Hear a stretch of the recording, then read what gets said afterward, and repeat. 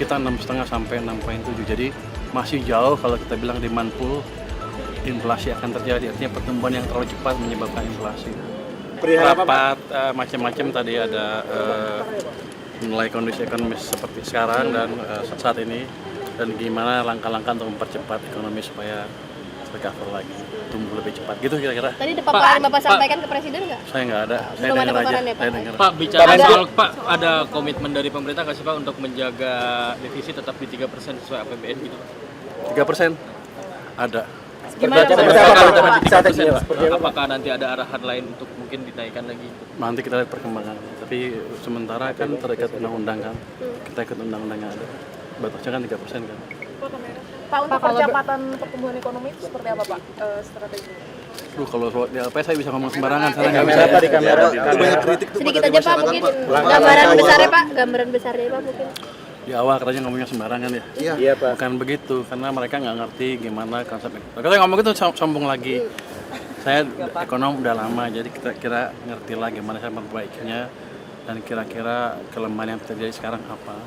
Dan Pak Presiden dengan tim tadi beberapa menteri sudah setuju Pak untuk menciptakan langkah-langkah supaya program pembangunannya cepat dan sistem finansialnya tidak ketat seperti sekarang. Katanya bisa tumbuh lebih cepat, sektor swastanya juga. Kira-kira begitu. Soal burden sharing udah ada mulai gimana Pak? Saya belum bicara burden sharing. Tapi ada kekhawatiran menambah resiko inflasi gimana Pak tanggapannya? Kalau saya nanya dia ntar dimarahin so tau nanya. Jadi gini, inflasi itu boleh kan, saya dosen juga. Iya Pak. Tumbuhnya cepat, kalau ekonomi tumbuh cepat baru bisa inflasi kalau pertumbuhannya di atas laju pertumbuhan ekonomi potensial. Kita 6,5 sampai 6,7. Jadi masih jauh kalau kita bilang demand pull, inflasi akan terjadi. Artinya pertumbuhan yang terlalu cepat menyebabkan inflasi. Jadi nggak otomatis defisit APBN menyebabkan inflasi atau belanja menyebabkan inflasi, tidak otomatis. Jadi kita lihat sisi-sisi yang lain. Jadi potensi ekonomi seperti apa, kapasitas ekonomi untuk menciptakan pertumbuhan seperti apa.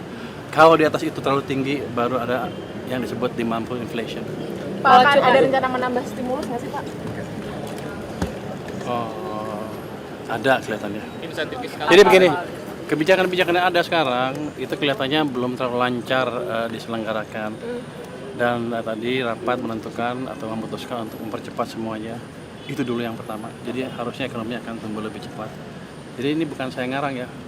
Memang kebijakannya seperti itu di sana di dalam. Kebijakan yang di mananya sih Pak yang masih lanjut gitu ya?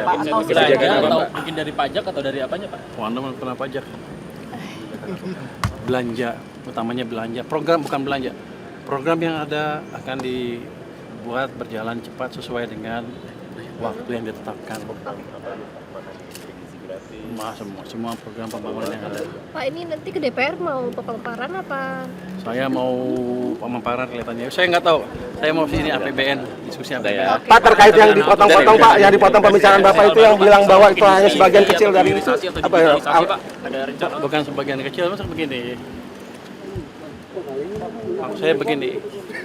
Ketika ekonomi agak tertekan, banyakkan masyarakat yang merasa susah, bukan sebagian kecil ya. Mungkin sebagian besar kalau sudah sampai turun ke jalan. Jadi kuncinya di situ. Berapa cepat kita bisa memulihkan ekonomi sehingga lapangan kerja ada banyak. Itu yang kita kejar nanti ke depan. Jadi itu maksudnya saya kemarin. Kalau kemarin salah ngomong saya minta maaf. Minuman berpemanis. Tapi kaget gak sih Pak? Kaget gak Pak itu sejak jadi menteri akhirnya banyak statement seperti itu dipotong-potong dan dapat kritik dari masyarakat seperti itu Pak? Kaget juga, tapi kan ini proses edukasi ke publik. Ya nggak apa-apa, ke saya juga sama. Kalau saya salah saya perbaiki. Tapi yang jelas maksud saya seperti itu. Bukan bilang, biar aja atau itu yang susah aja yang pasti enggak. Ada sesuatu yang bisa diperbaiki yang membuat mereka nanti lebih mudah mencari kerjaan. Bukan mereka ya, semuanya masyarakat bisa sejahtera bersama. Itu tujuannya utamanya sebetulnya. Baik Pak, terima kasih banyak Pak. Kita akan ngikutin undang-undang yang ada. Itu kan bukan keputusan saya, keputusan pemerintah secara keseluruhan nanti. Tapi tidak akan berubah atau melebihi dari itu Pak? Kita ikut undang-undang yang ada. Oke, kalau untuk dari GDP ratio Pak, apakah sekarang sekitar 40%? Apakah tadi ada arahan atau ada pembicaraan itu harus bisa lebih besar? Nanti kita lihat seperti apa ke depannya. Kan begini, let's say utangnya pada level yang sekarang, defisitnya, tapi dengan uang yang ada kita bisa ciptakan pertumbuhan yang lebih cepat, debt to GDP-nya akan cenderung turun.